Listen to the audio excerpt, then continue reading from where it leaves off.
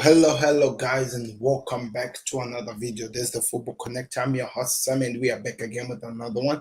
Today, did we just witness a good enough intro that we have been waiting for Ralf Ragnick in the Premier League for Manchester United?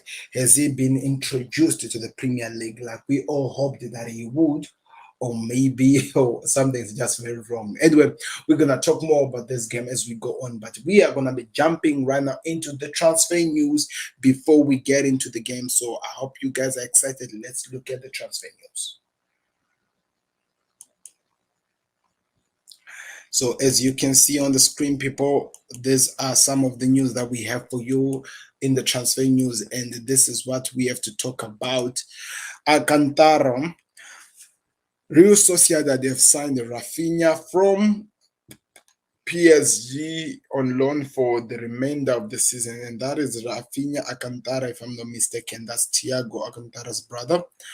He has been signed on loan by Real Sociedad. Of course, lack of game time could be one of the things that is forcing him to move.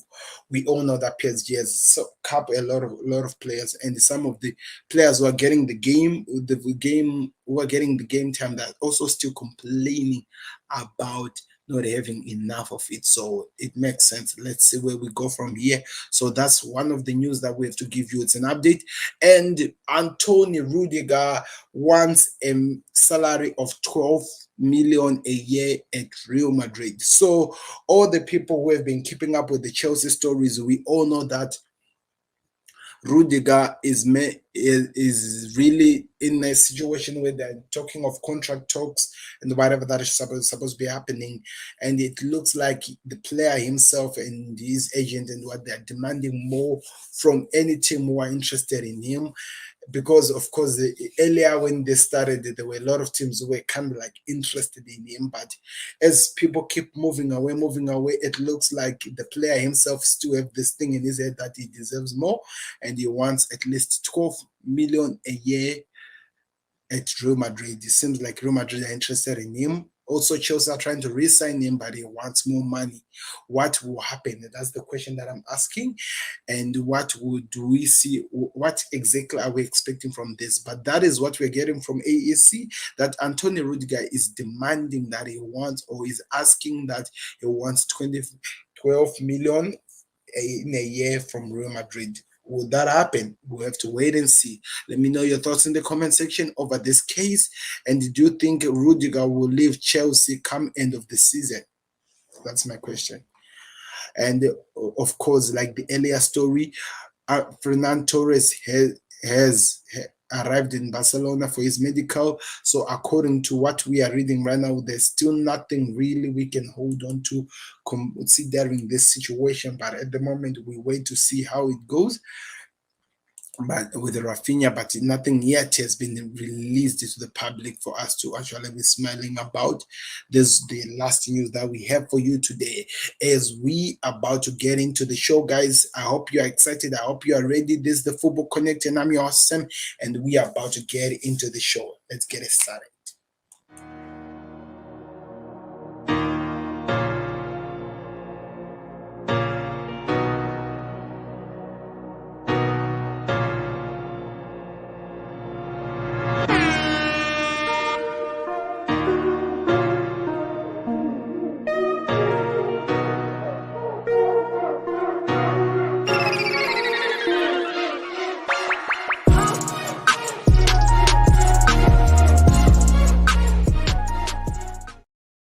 Hello guys, welcome back to another video. That's the Football Connect, and 1-1 was the final results between Newcastle and Manchester United. What an amazing game we just witnessed, people.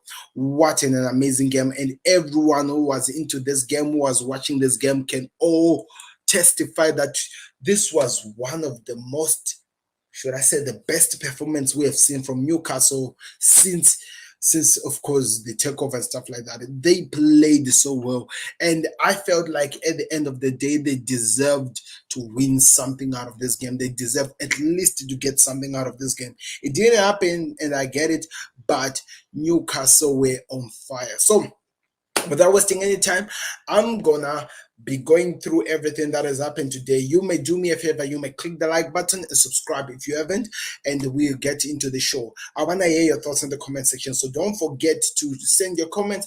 I will make sure that I read them, then we talk about them. But we need to talk about the game, and we are going to start it by talking about Newcastle. I'll go to United. United has a lot. We have a lot to talk about United, but we are going to first focus on Newcastle and talk about how they were impressive and what they were offering in the game. That's what we're going to be looking at the moment. And it's really, I'm going to pick out some few individuals who I felt like deserves a mention. And if you see me not mentioning any other players, then you of course get that they have their own slot or something like that. But I'm gonna take some time to mention some few individuals who had, I think, for me, some of the best games in the moment in the season, who had some best performance and who deserve the people to talk about them the most. So let's start. Newcastle came in, of course, as the underdogs over this game, playing against Manchester United at their own home ground, and the United were expected to wallop.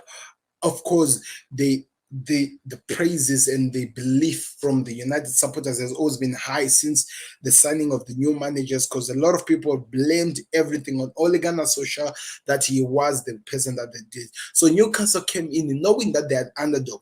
Remember, they were playing with a team that beat them 4-1 the last time when they were in the Newcastle Stadium, and they expected to lose. So as they got into the game, things were happening. The performance was there, and there were some challenges that we were seeing in the game. And somehow, 7 minutes into the game, Saint Maximum with a crazy, amazing goal. Of course, you have to blame that on Varane, but we'll talk more about that one when we talk United. Yes, and what a goal by Saint Maximum, who I thought should have scored even more than one goal in that game. He was really, one thing that I have to say, I was really excited to see about the Newcastle team.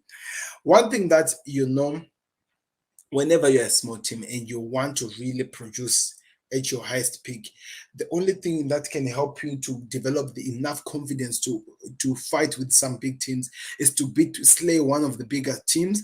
And I felt like that was the idea of Newcastle. They came in on a mission to beat the biggest team in Manchester United, as they wanted to use this game as the confident builder over where they were going to be going next. But it didn't go according to plan. But 7 minutes into the game, Saint Maximum had scored the goal, the first goal of the game, and it continued. Maybe more it fell also in the hands that the fact that Manchester United's manager's formation that he had set for this game kind of like fell into the hands of Newcastle, because remember, Newcastle were playing a formation of 4-5-1. One was Callum Wilson up there, and a lot of them were really in the midfield to make sure that they flooded the midfield and make it powerless for United. But guess what? The midfielder that they were playing with from United was actually a different one, because they had changed formation. They were playing with the open United formation, which I think they used it very, very well into their benefits, if that have to make sense. They kept attacking in the middle because they knew that it was open. And they caused a lot of problems, a lot of shots. That guy had to be at his biggest. He had to be at his best. Some good moments from players like Rafa Varane saving the team as well against Saint Maximum. Saint Maximum, I have to say, you had a lot of chances passing by, causing problems, some deflections, some saves that United had to pull out into the game to remain in the game. But a lot of moments you could feel that this game should have been Newcastle. They scored an early goal. They led the game for about 60 something minutes, 65 or 60 something minutes, until the equalizer came from United. But they led, and I thought after the equalizer came from United, they were going to drop the performance, but they never stopped. They kept attacking. And also, one thing that impressed me by Newcastle was the fact that the fan base, or should I say, the fans of Newcastle were behind their team. They kept putting the pressure, they kept supporting and believing into the team. And I felt like that also helped Newcastle, the squad, to at least produce one of the best and amazing performances we saw today. And United were really questioned. They had to ask themselves, they had to dig it very deep, and De Gea had to show his inner Superman to at least stay in the game. So I want to hear your thoughts in the comment section. Who was your best? For me, it was Joelinton. I felt like he buzzed that midfield. He buzzed that midfield, setting all the chances that they had. I think Newcastle had more of the one-on-one chances, or should I say 2-on-2 or 3-on-3, one of those chances to the United gates than United have. And if we can go look at it, some shots and attempts, I think Newcastle are gonna have more than United, which actually reminds me. Let me just show you what I have on the screen on the Newcastle game.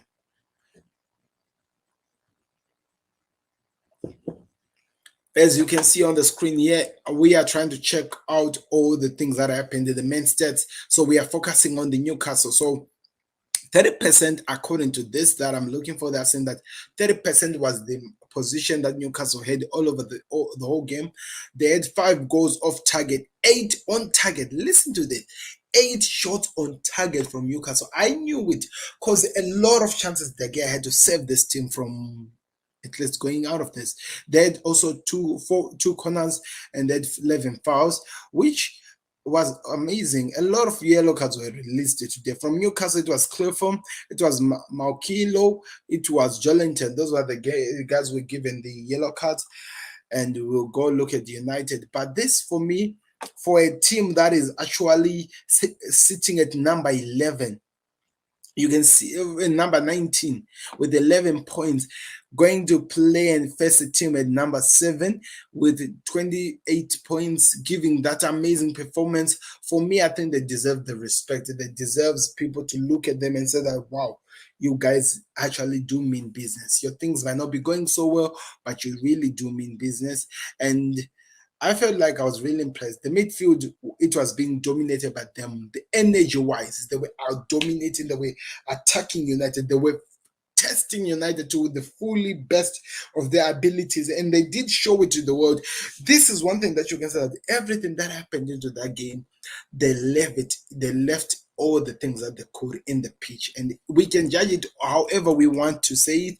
But for Newcastle, did leave the performance into the pitch, and which was amazing to watch. What are your thoughts? Let me know your thoughts about Newcastle's performance, and what were you expecting, and what will happen. So we move on to the Manchester United of the other side.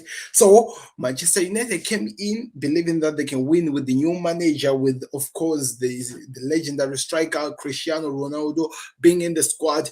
Also, the likes of Bruno Fernandes, some of the best players in the Premier League. Of course, they were expecting to win this, considering that they did beat Newcastle 4 goals to 1 the last time when they were in the same ground. And they even had less players than the ones that they have currently. So they even had a worse manager than the one that they have currently. So in other words, what I'm just trying to say, it was something that everyone, even if you don't want to predict it, it was easily predicted game to be won by United.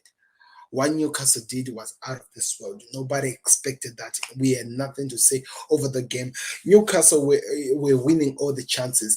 And somehow I feel like some of the things we can put it into the formation that Ralf did pull out of this game, which of course I'll talk about later on as I go on with United. But the players, man, there was no fight. McTominay, Fred, there was just no fight. Bruno, nobody coming in to fight. Cristiano Ronaldo getting irritated with some of the emotions that he was not getting what he was looking for. One thing that I've learned to actually learn from Cristiano Ronaldo is this: whenever he doesn't get things his way, he gets so irritated easily. And this was one of those games where he felt like he was really challenged, and it was too hard for him to accept that he's not getting what he wanted to see. And we saw it straight in the pitch that that this guy was really, really angry. Anyway, we move from that one. We move. So for me, position wise, or should I say, the main stats on the United side. So as you can see on the screen, they had 70% of the game. They had 10 shots, but 3 were on target. Of the 10, 3 were on target. Of the 10 that they had, 10 which were off target, 3 were on target. So a total number of 13 shots. Newcastle had, of course, they had about 13 shots, 5 off target and 8 on target. So it means the goalkeeper for United had to be busier than the other goalkeeper. And the corner kicks, we did see 4 from United and the 2 from Newcastle. And fouls, we got 11 from Newcastle and 8 from United. Yellow cards got to Maguire, Bruno Fernandes, Greenwood, no, Ronaldo. Who else am I forgetting? Yes, I think those were the guys that got the yellows. We saw some substitutes of who went out. Yeah, Fred did go out, I believe. Cavani got in, and Greenwood was out. We also saw some of the McTominay also went out for Matic. So Sancho, I think, got in for Fred. Not was it for Freddy? I think it was for who was it? Yeah, I think it has to be Fred because I don't see anybody else who I think went out in the game. So United, this was how the game was on, but the dominance was, of course, Newcastle, and I felt like Newcastle deserved that game. They didn't get it in the end, but they did put everything into the field. Nobody at this moment can say anything about this team. The performance that they showed and everything that they did shows character and shows a fight, a particular fight, which was amazing to see, and I was really impressed by that. So United currently they are on position 7 with 28 points, and you expect them to at least start to run because things are not looking good for them at the moment. They're not looking good for them, which begs me to ask this question, people. I know you don't want to hear it, and I know you're not expecting it. Can United make it to top 4? Can they get the top 4 spot if they are going to have performance like this? If they are going to have situations like this, can they make it to top 4? Can they? Because that, remember now, top 4 is no longer the same top 4 that we are used to. Top 4 for United include the likes of Arsenal, Tottenham Hotspurs, the Hammers. Even though they're at their worst at the moment, they're still performing. So there's Arsenal, Tottenham, and the West Ham, who are the teams that are currently there to at least can stop United from getting to the position that they want to be at. But also remember, United has some game in hand. Can they use that to their advantage to get something? But also we are talking of Tottenham, who actually have more game in hand than others. I can't wait. That's the only thing I can say. I can't wait to see how this one pins out and plays out. But yeah. It's gonna be interesting to see how the situation goes. But anyway, that position 7 and to be in the top 4, they need to at least be at 35. So that's a total of about 7 points or 6 for them to be in the top 4 and dethrone United Arsenal, who have been performing so well. So I can't wait to see how that situation will play around. Let me know your thoughts in the comment section. Is that what you expected to see from United? And can they make it to the top 4? That's the question that I'm asking, because I do believe that with such kind of performance, a team cannot go anywhere. You need a team that is going to give you a better performance than what we have been seeing from United. And for me, as a fan of football as a whole, I'm disappointed with the team that I believe should be one of the teams that should be rated high, give you that crazy performance. It doesn't even have to say anything on that. So that's my question. Can they make it top 4? Let me know. Which also begs me to ask this other question. Today's performance from United, was it that the formation was new to them and they didn't understand how to set up and prepare for the formation that they were given by the manager as they get into the game? Or was it just the players? Because now we can say this. There was Jose Mourinho. There was, who's that guy? There was There was Ole Gunnar Solskjaer, all got sacked, and everything that happened into the team was all blamed onto them. And I'm saying currently, with Ralf still being the new manager right now, is it weird that we are busy promoting something that is actually otherwise not the problem, or we are busy fighting against the problem of the manager, which in the case will not be the problem, and the problem will be the players of Manchester United because they have not been performing so well. I don't know. That's my question that I'm asking as well. Is it the players or is it the manager? The formation, the 4-2-2, I've seen it once in the FIFA game and I've seen it in another. I'm trying to remember which league was it, but in the Premier League, I have not seen it. I actually had to go to Google to try to find out. Please, can somebody let me know where or which other team in the Premier League has ever used the 4-2-2-2 formation, which was being used by manager Ralf Ragnick today? I want to know in the comment section as we continue. By the way, okay, as we are still talking, that's all that I feel that we need to at least try to address and see what happens from this team. Ronaldo is fighting on the ground.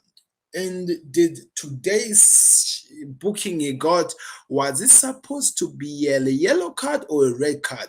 Because I felt like he had done enough already to the game. Even that one was not a yellow card. It was not a red card issue. He was supposed to be getting another second yellow card because of what he had done in the game and how he was allowing his emotions to get the better of him. Because somehow in some incidents, I felt like the team was robbed. I literally felt like the team was robbed, which was not fair. There were some incidents that people were calling for penalties, for some decisions to go the right way. The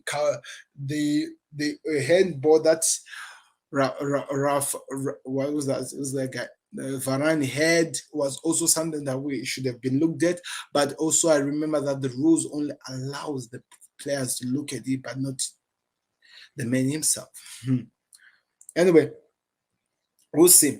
Was the Ronaldo's performance, and does he needs to change because he keeps fighting and doing some crazy things? Some players are getting some serious and some lengthy injuries because of not protecting them from players who are fighting because they believe that it is their authority to do so. So let me know your thoughts in the comment section over there. Cristiano Ronaldo, were you impressed with what he did? Was he leading by example, or he was just trying to show that he was one of the guys who was frustrated, which I felt like it was really useless for us to see from him? Anyway, we move. We can't waste time from that. We are going to talk about Edison Cavani again coming into the game, which I felt like he should have scored a hat-trick because he got more chances than any other United team player was into that picture. And I want to show people something. Of all the goals that United had, these three all came from one player, which was Edison Cavani. The likes of Rashford, the likes of Sancho, the likes of Ronaldo, the likes of Bruno Fernandes did nothing the whole entire game. Imagine. And just like really imagine. Anyway, we will be seeing how that situation goes. So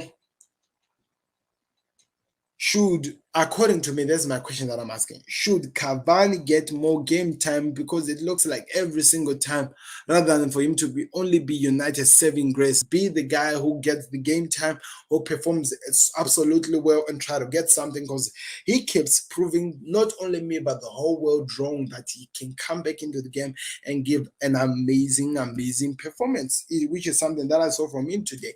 I know he had some horror shows of the 2 goals he should have scored, but at least there is a sign of receive and there's a sign of belief that something can happen, which will be interesting. Let me know your thoughts in the comment section, and don't forget to click the like button. So I think we're done talking about this. This was an embarrassing thing, and we hope to see more of that because I'm a rival. I literally don't even care what happens with Manchester United. So I wish I could see more of those and we can enjoy the Premier League as it should be. So this was the only game that was set for today. It has been played, or yesterday, should I say, my time, because it's telling me it's today. Yesterday, so it is done. And I also want to say this: if it was not because of Cavani coming in and doing something, what players you like for Everton? There's a question that I'm being asked here. Let me look at it and just put it on the screen. Hello, Mr. Berry Down. How are you? What players do I like for Everton? Everton, Demarai Gray. Demarai Gray, I've loved him since he was at Leicester City. He keeps coming there and showing the world that he has something to offer that little kid. And also, when I talk about Demarai Gray, I just want you guys to remember the goal he scored. Was it against Arsenal? That ding dong last minute chance goal that he scored. That was out of this world. Demarai Gray is my favorite. And Dini. Is it Dini? No, no, no. And this might surprise you. I actually like Uobi as well. I like Uobi as well. I love the guy, man. I love the guy, and I hope that he will succeed that side. And Andre Gomez. And the Decore. In fact, I have more goal players that I like at Everton than I even can actually admit. Those are some of the players that I like. You may let me know your thoughts as well in the comment section. But yeah, those are some of the players that I like. Okay, ready for tomorrow? Yeah. I'm preparing myself to be there. Are we ready for tomorrow? That's the question that I'm now asking the world. You might wonder, why am I saying that? I'm gonna show you. I'm gonna show you what I mean. What team do you support? I think that's what you mean, sir. I am proudly a Liverpool fan. Shocking, right? Yes, I am a Liverpool fan, but I do respect Everton. I do respect Everton. It got some interesting players that I love. Some that I even hoped that they could have been in my club. But yeah, we move. We move as usual. Like I always like to say, we move. We literally move. Anyway, so are you ready for tomorrow, world? Because I know that I have been preparing myself for tomorrow, and I can't wait to see what happens tomorrow. Let me show you the games that we need to be preparing for. If you forgot them, by the way, go see my predictions. I did it in the earlier video that I did earlier today. Go check it out. That's when I talked about my predictions. But to all the people who are forgetting what's going to be happening tomorrow, yes, we've got a Crystal Palace versus Norwich game, a Southampton versus Spurs, which I think is going to be one of the best games to watch tomorrow game. Then we have Watford versus West Ham, which I feel also is going to be one of the games for the world as a whole to watch. Let me know your thoughts in the comment section, guys. What are you expecting to see? And don't forget to click the like button. And also, we have Leicester, who are playing against Liverpool as the last game. My predictions, all of them, like I said, they're already in the earlier game. Go check it out. And also on Wednesday, which is the day after tomorrow, which we are going to see Chelsea play against Brighton, Brentford playing against Man City. Interesting. Somehow I feel like Chelsea are more in trouble than Man City because Brentford, they were destroyed by Brighton, and we can see more as we move on from this one. So yeah, we move. Oh, before I go, there is a small story. I think I'm gonna cover more of it tomorrow, where Jurgen Klopp went berserk or went crazy on the Premier League clubs. Why was he angry? Because of the situation of the 5 substitute situation. There were some votes that were done in the Premier League again, and they have decided to allow 5 substitutes in one game because of the COVID situation.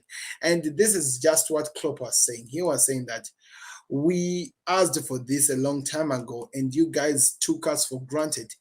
And now that you are now under pressure, you are running because you are afraid of COVID and you want your teams to be safe. Sometimes you have to actually be reasonable over other teams and other teams that are playing, because it's so much work for us, but you still don't even listen to us. That is just me passing by people. I hope you are excited. It's going to be an exciting journey.